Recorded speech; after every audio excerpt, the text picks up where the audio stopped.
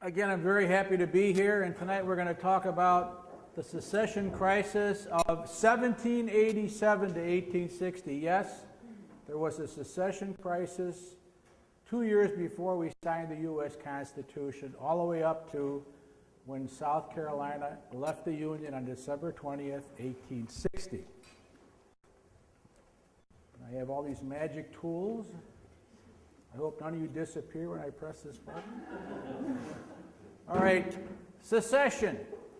And that's from the Latin word meaning to withdraw. I guess, and the Latin word is spelled the exact way. It's like secession, to withdraw. Now, secessionist. When I say secessionist, where's Dale?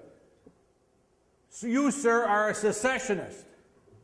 Doesn't that have a really bad connotation? Doesn't that sound awful? So where did the dislike for the term secessionist come from? And is it from our family ancestry? You know, some of us had ancestors in the Civil War. Did we have them in the Iron Brigade, or did we have them in the Stonewall Brigade? Were you north or south? As an individual living in the great state of Wisconsin, Packer fan, do I believe the southern states had a right to secede or not? Was the war over slavery or not? And lately, and I kind of came up with this talk, has anybody seen or heard of the new Southern Nationalist Cause writings, where they say Lincoln was a tyrant, that he did not follow the Constitution, that he, took away the right of habeas corpus? You were arrested, not given a trial, and thrown in jail. Took away freedom of the press, closed down 2 newspapers, one in Boston and one in New York, over their writings of or supporting secession. And he's also accused of waging the war on the South with fire and sword. And remember, Lincoln did say that he would do anything in his power to save the Union. And this is the book cover. I don't have these 2 books, but this was done by a man named Thomas D. Lorenzo is the author. He wrote 2 books, The Real Lincoln and Lincoln Unmasked. Okay? Now, anyone here read one of his books? Good. I mean, not good. But anyway, his arguments are well stated. And he uses facts.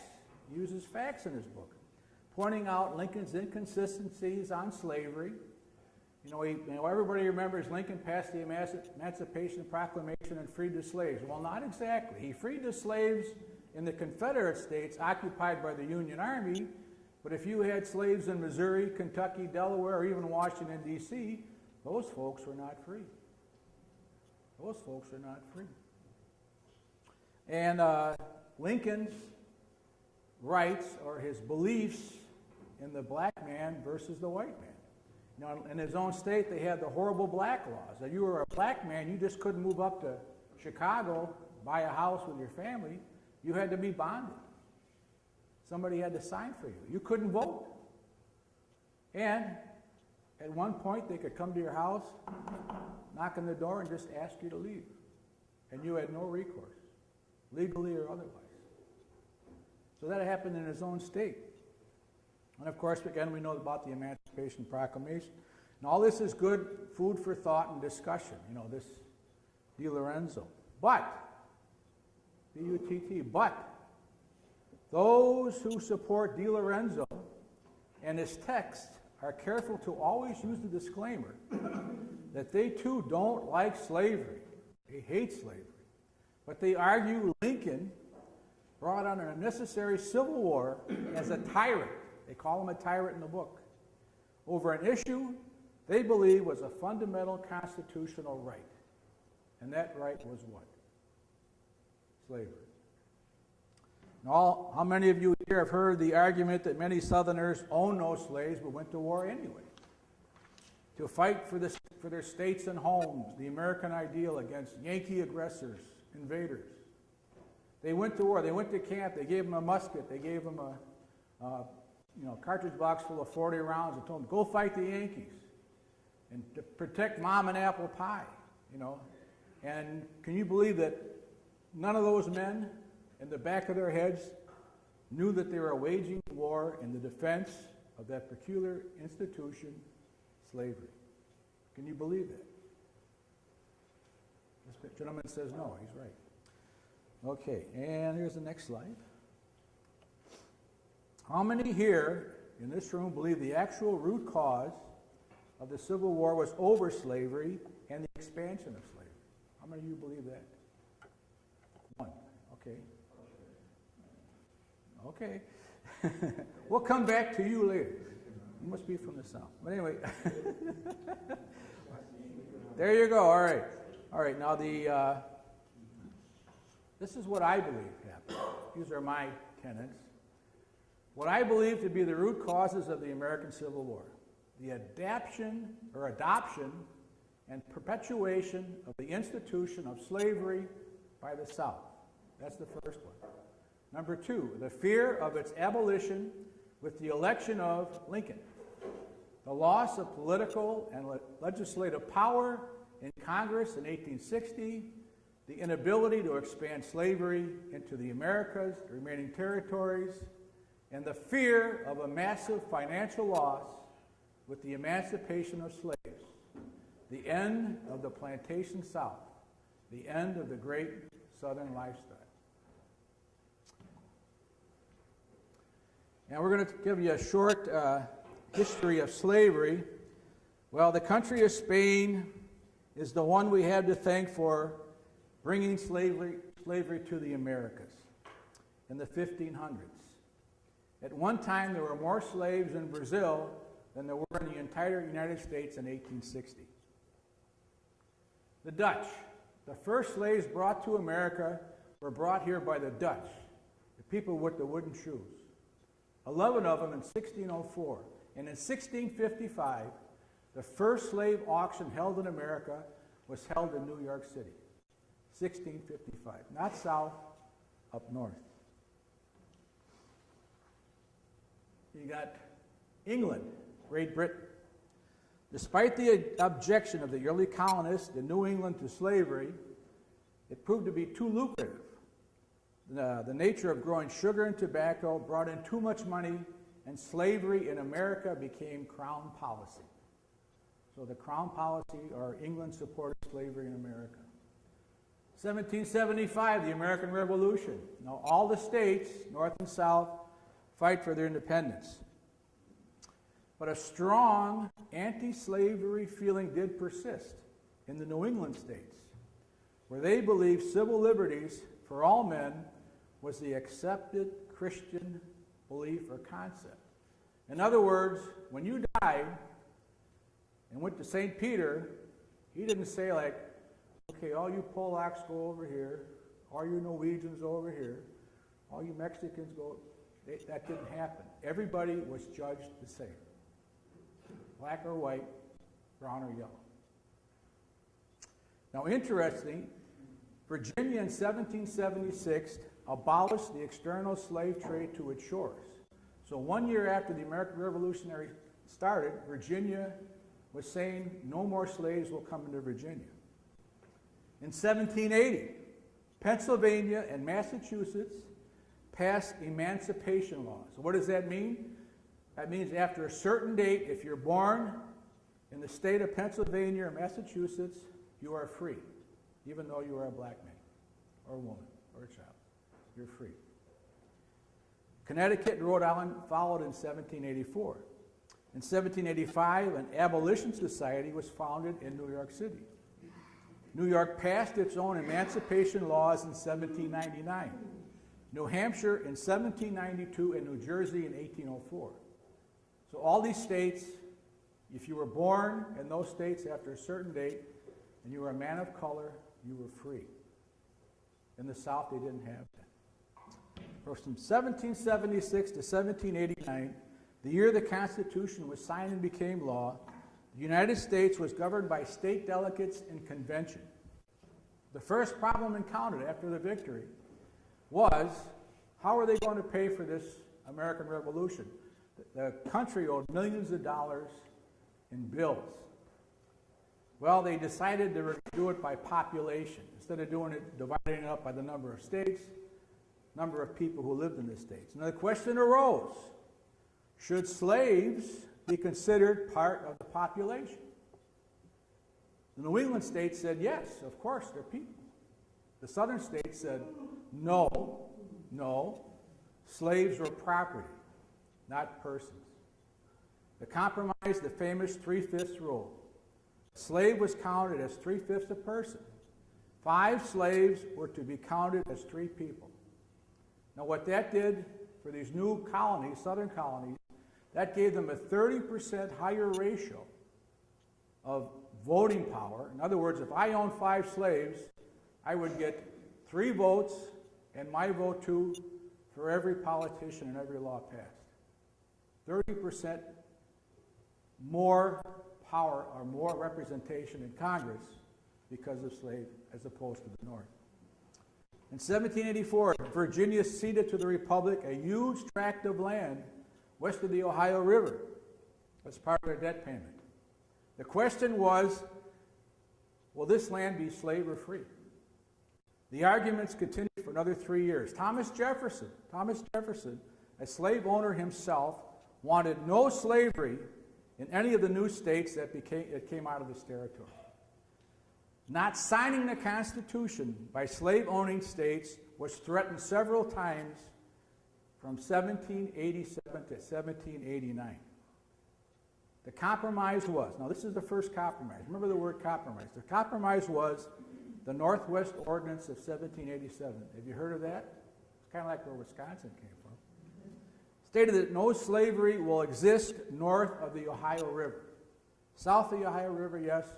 North, no.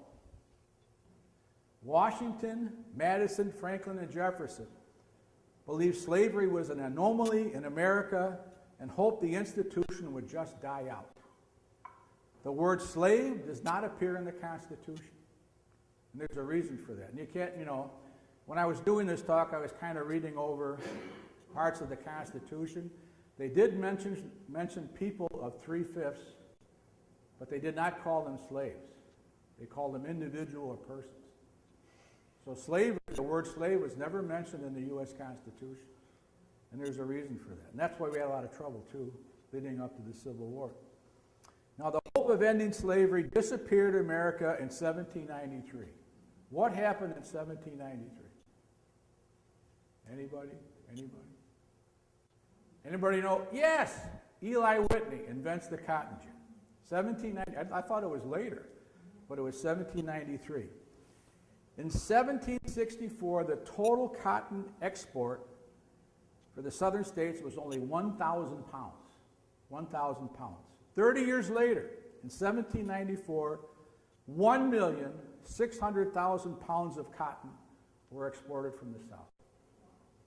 From 1,000 pounds to 1,600,000 pounds. In 1794, Congress passed the Slave Trade Act, making it illegal to import slaves. It was agreed upon that no new slaves were to be imported into the United States after 1808. No new slaves would be exported into the United States after 1808. So what happens? In 1804, due to the increase of demand for slave labor in the Cotton South, 33,000 new slaves were imported from overseas to where? South Carolina. Remember, South Carolina. And from that date on, the law was ignored right up and through 1859. They had slave ships coming through almost every year from Brazil and overseas. They had to sneak through the British blockade and the American blockade, but they still kept coming in. So South Carolina goes against Washington, Jefferson, Madison, and says we need slave labor for our cotton crops. 1803, the Louisiana Purchase. Jefferson buys a big tract of land from Napoleon. In 1794, I said that. 1812, Louisiana added as a slave state. That's the first state to come in from the Louisiana Purchase. Missouri wanted to come in as a slave state, but was above the Ohio River line. State of Missouri. In 1818, Missouri was settled primarily by Virginians, Kentuckians, other Southerners, and they wanted to come in slave. By 1819, a year later, the people in the New England states, the hope for the end of slavery or conflict over slavery was fading very fast in the U.S. Thomas Jefferson wrote, "From Bunker Hill, the first battle of the American Revolution, to the Treaty of Paris in 1783, which ended the American Revolution and victory for the U.S., we never had so ominous a question facing the country. Like a fire bell in the night, it awakened me and filled me with terror. I considered at once that this is the end of the Union." This is 1819. The end of the Confederation of the United States. By 1820, 12.7 million pounds of cotton were being exported. By 1825, 17.6 million pounds of cotton exported. By 1830, 29.8 million pounds of cotton was exported. Now in 1820, the Missouri Compromise came in. Missouri admitted as a slave state. Maine, up north, admitted as a free state, and they changed that embarkation line. No more north of the Ohio River. Now it was 36 degrees, 30 minutes. Now the need for more lands and slaves to grow cotton by the South became an obsession. In 1838 came the Great Abolition Society in Boston, which believed in the immediate emancipation for all in slavery. 1830 to 1850. The condition of the northern states, or northern New England states, they were industrial. They were shipbuilders. They were steam engine builders. They had they made everything. They had huge textile mills in the New England states. It was said a treaty of sorts was worked out, whereas certain northern politicians, the Whigs, these are the Whigs, would cast their votes for anything pro-South, tariffs, etc., while the Southerners would vote for tariff protections for the textile mills in New England. So from 1830 to 1850, we had this status quo. Everybody's making money. Slavery still exists in the South. The industrial New England states are building ships. Everybody's making a good buck. They let it go. They let it go. As the different states were added, slave or free, the South was able to maintain its control of Congress in the United States using the 3/5 rule. 3 votes for every 5 slaves. By 1850, the slave population was over 3 million in the South. So if you divide that by 5, that's 600,000 more votes can be cast by the South as opposed to the North. And then these people had no, they were counted as people for voting power and seats in Congress, but they didn't, they were slaves. So does that, it seems a little unfair, but that's what it was. That was the status quo. So it was the owners who cast the votes too? Yes. Yes. Well, if you go back to the signing of the Constitution, Thomas Jefferson and a few others, the southern states refused to sign. They would not sign the U.S. Constitution. And in order to get them to make them sign, they gave them the 3/5 thing. The 3/5 thing gave them more power in Congress. It also reduced their population debt for the debt from the American Revolution. And the northern states said that was okay because they were able to sell all their merchandise to the South. So again, it was a stat from 1820 or 1830 to 1850. Everything was rolling along. You had Uncle Tom. Everything's fine. 1850 to 1860, year of change. A contemporary writer stated, "The proximate cause of the Civil War." This is his idea. "The Underground Railroad of the North and the Fugitive Slave Law of the South." We have all heard of the Underground Railroad, right? You know what that is? It was real. Some 50,000 escaped slaves came to Canada in the years from 1850 to 1860, preceding the Civil War. And that each year, some 500 of these slaves would move south out of Canada to 8 others escaping north. Harriet Tubman took 22 trips herself from Canada down into Maryland. Okay? Now, a Southern investigator, they had several trials about this. You know, you'd get caught with you're an underground agent, you would get caught and you'd be sent, you know, you'd be in court, you had to pay a fine, etc. Well, one Southern investigator on the subject named 3,211 agents, station keepers, and conductors in the Underground Railroad. 3,211 that he knew of. That's a lot of stations and conductors. A lot of people were involved in the Underground Railroad. At $1,500 to $6,000 apiece, that's $75 to $125 million in real property to the Southerners was gone in their money. Today that might be like $700, $800 million had disappeared. So, it's no surprise the idea that the Northerners assisted slaves in escaping was generally, the word is, obnoxious to Southerners.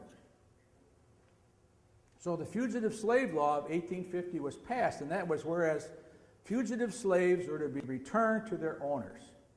In defiance, 9 northern states passed what they called the personal liberty laws, where generally forbade constables or sheriffs to aid slave catchers in returning their slaves to their masters. So you had the United States Congress passing the Fugitive Slave Law. 9 northern states say, no, we have our own personal liberty laws. We will tell our constables and sheriffs not to aid slave catchers when they come to town in taking slaves back with them.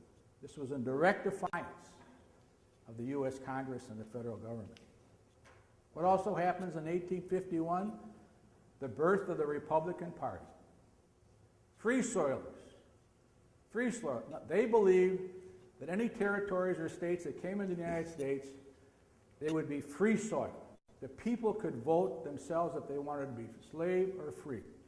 They also said that they also did not want expansion of slavery anymore into these new territories of the United States. But they guaranteed the southern states they could keep their slaves, just that slavery could not go north or northwest in the United States. That was the Republican Party.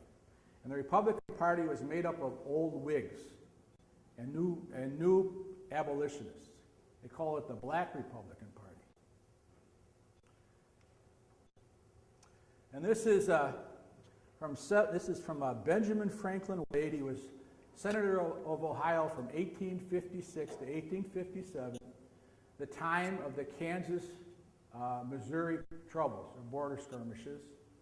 And he stated, when they were talking, he was part of a committee of 13 studying the Kansas troubles, and he said basically, I have long labored to prevent the approach of a direct sectional issue between North and South.